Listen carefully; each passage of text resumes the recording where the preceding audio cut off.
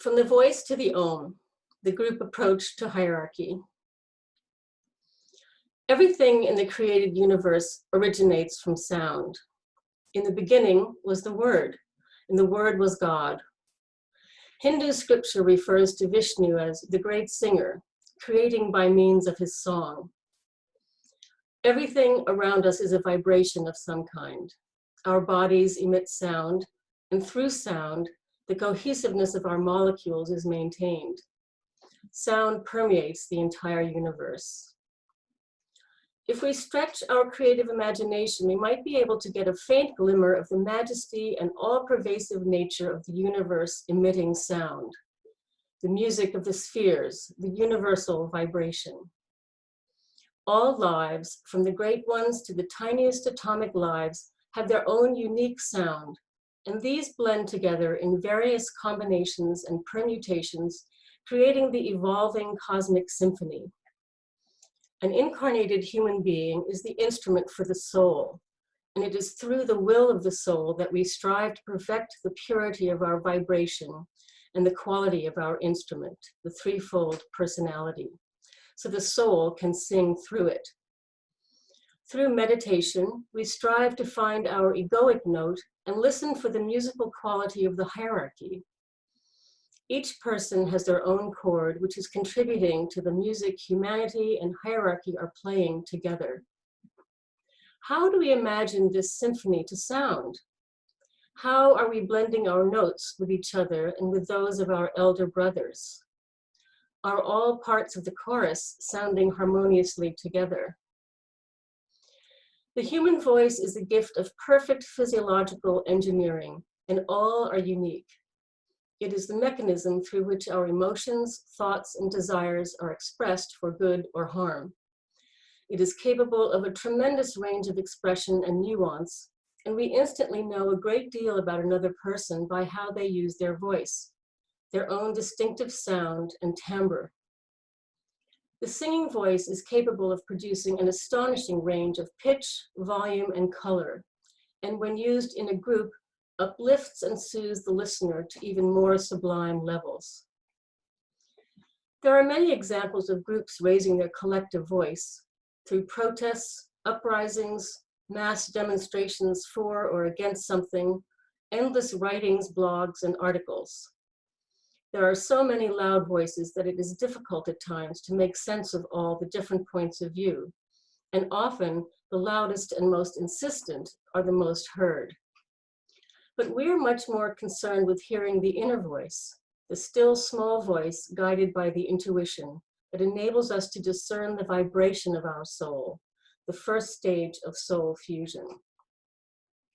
It is humanity's silent cry of spiritual aspiration and massed intent that reaches the hierarchy and Shambhala, and which, by law, evokes response.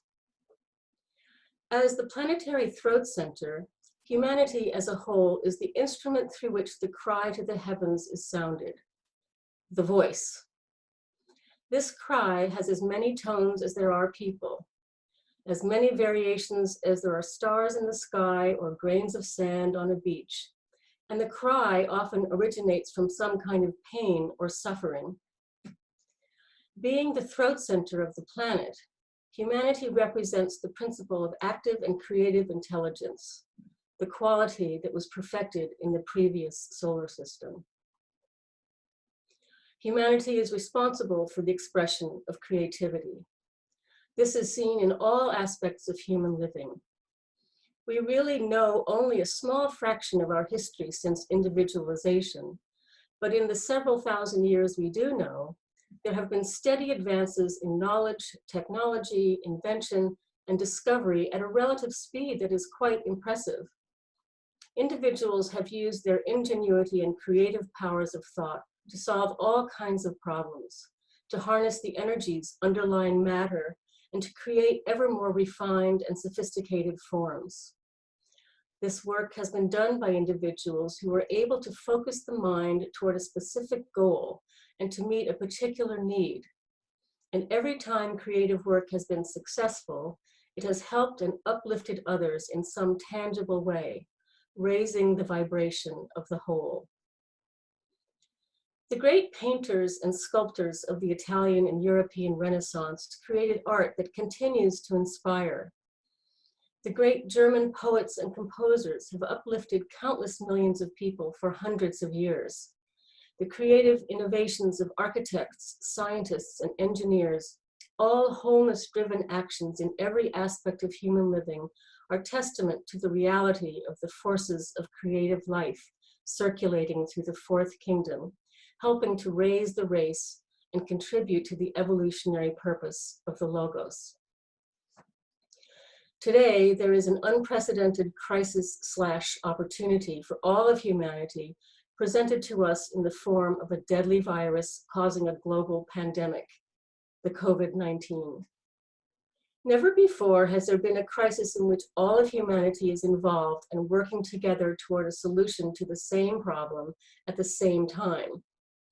The forced stay-at-home regulations are changing the way we live and work, how we interact with one another, and how we are considering not only our health systems, but all other structural systems as well. Through forced isolation, people are coming face to face with themselves and are having to call on inner resources they may not have been aware of. And they are creating new and inventive activities to handle the situation. Amidst all the chaos, uncertainty, and anguish brought about by the loss of livelihood, illness, and death, a powerful uprising of goodwill and compassionate creative action has emerged. Every day, there are reports of new ways in which ordinary people are creating systems that are life-affirming and coming from the grassroots. People who need food are being helped in their community, and most of all, the heroic healthcare professionals who are facing death and disease every day still rise up and go out to help. The heart of humanity is expanding and love is pouring out while the intensified cry continues to rise up to the listening hierarchy. The Christ must be smiling. In the coming years, we can expect to see holistically based systems and structures developing that will contribute to the health of all lives on the planet, rather than destroying them through extractive and toxic methods. The Aquarian principles will start to function broadly. Affirming nature and the whole person and group cooperation will expand. There is one interesting holistic model in the system of finance that has already been in operation for many years, the Rudolf Steiner Foundation. RSF social finance is built around Rudolf Steiner's approach to economics, often referred to as associative economics. The approach is collaborative and interdependent and serves the needs of people rather than the market itself. Its success depends solely on relationships. Many forms of capital are used which seek to transform our understanding of how it is possible for people to work with money to support positive and environmental change while sustaining livelihoods and production. People who have the ability to invest in the fund receive a fairly low rate of return, while the money is used to provide loans to small businesses whose work is holistic and life-affirming. The money is never invested in the traditional market, so is not vulnerable to the swings and uncertainties of Wall Street. Borrowers and lenders meet collaboratively to decide interest rates, and lenders understand where their money is going and how it is working to promote sustainability. Direct connections are built between borrowers and lenders, so the money itself becomes simply the vehicle through which relationships are built. Money becomes a tool for healing. The invocative cry of humanity has been sounded for countless years by people searching for something better and demanding release from pain and suffering. All the prayers, meditations, and voiceless appeals made from any spiritual perspective have literally changed the energy patterns in the planet and brought humanity and hierarchy closer together. Today, humanity is rising in vibration and tone as the throat center of the planet is being agitated and stimulated. The center humanity is pouring out love, bringing it into vibrating alignment with the planetary heart center, the hierarchy, the Om. The key to the door of the hierarchy is love. Only love can enter the abode of the masters. Yet this must be love for all human beings. If there is still hatred, separatism, or what the Master M refers to as feelings of revenge towards certain nations or individuals in your mind, you will not be able to enter the hierarchy. So originally, when we got our topics for these talks and we were discussing this, I was asked to lead the group in some chanting, some grouped oming. But obviously we can't do that now. So instead, we are going to do a short visualization on listening. Keynote. Members of the new group of world servers learn mostly through the ear and through that careful attention which comes from an inner attitude of constant listening. They are unfolding spiritual perception and at the same time must be attentive to the cry of humanity as it voices its highest hopes, longings, and desires. Closing the eyes, we'll pause for a moment.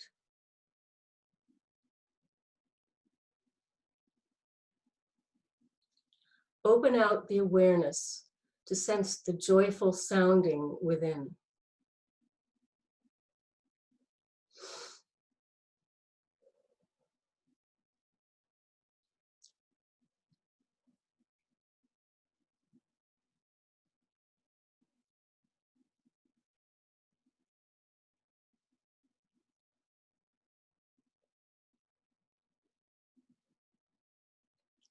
Expand the quality of listening to include the music of the soul.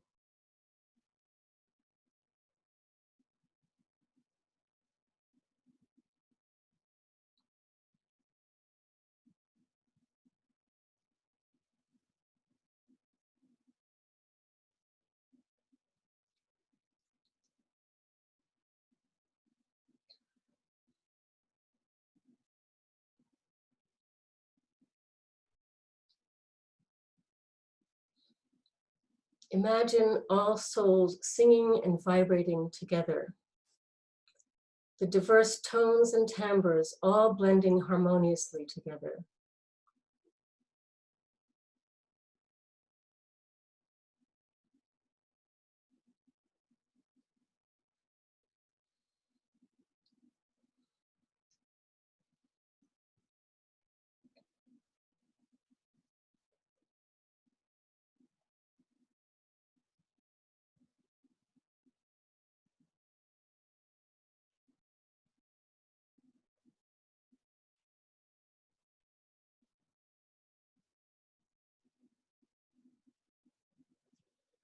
Offer this sound to the ashram and hear it blending and rising with the tones of the planetary heart center, the hierarchy, the Om.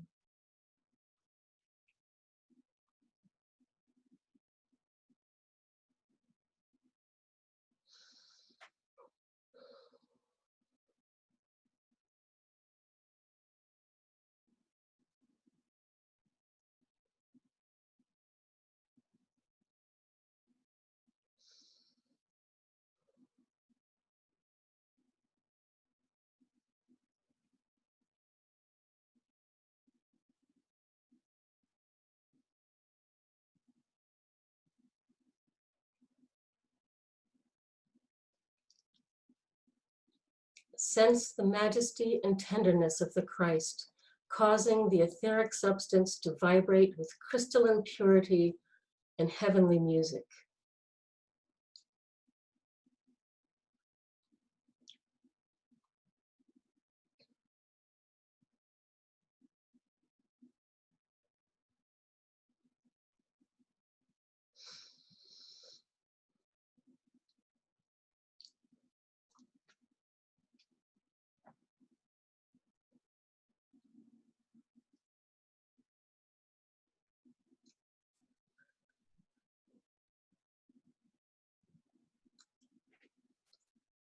Thank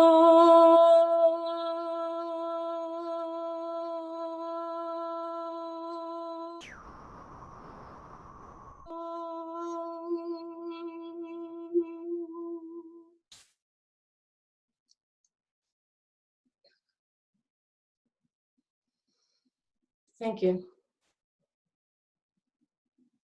Thank you so much, Barbara. That was wonderful. It was so wonderful. Thank you. Once again, we have just a few short minutes, maybe 5 minutes or so, for anybody that'd like to make a comment or pose a question to Barbara. So it looks like we have 2 hands raised already. Eduardo, go ahead. Thank you, Barbara, for your uplifting thoughts on sound. You said that Christ must be smiling, and sort of left me wondering how the great beings may witness all the events from the other shore, using the image of the Tibetan Dhammapada. How, in a way, we must also become silent observers of the present events, and not be driven by fear, but increase the power of our united meditation. Thank you very much. I really enjoyed your talk. Thank you. Thanks, Eduardo. Have a hand raised from Shimsi Prinzivali. Probably mispronounced that. Go ahead, Shimsi.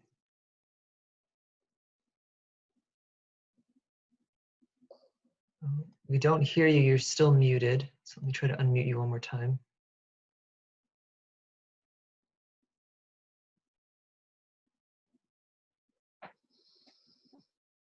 Shimsi, we still can't hear you. So it looks like your audio may not be functioning.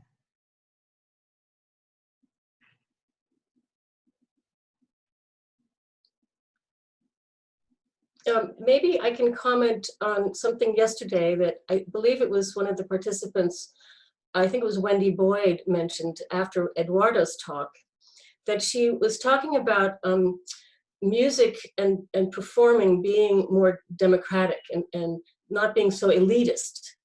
And that when she was in school as a young person, she was told her voice was out of tune, so don't sing when kids sing.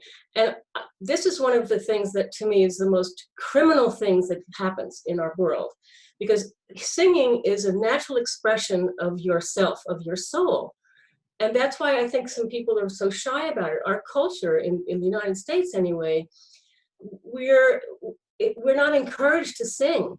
And when we're told as children that we are out of tune, that's a terrible, terrible trauma that we're given, it's really difficult to get rid of. So anybody who might be a teacher who says that, you have to challenge them. Children need to be able to express themselves freely, just as Sunny was talking about, and be free and open. And so I think, Wendy, if you're listening, anybody should sing as much as they want to, and it doesn't matter what people think. And I just think it's a natural expression. We all use our voice. It's the same throat. You don't have a separate throat that you put on when you go to sing. It's the same thing. It's part of our body. So I feel very strongly about that, obviously. Thank you, Barbara.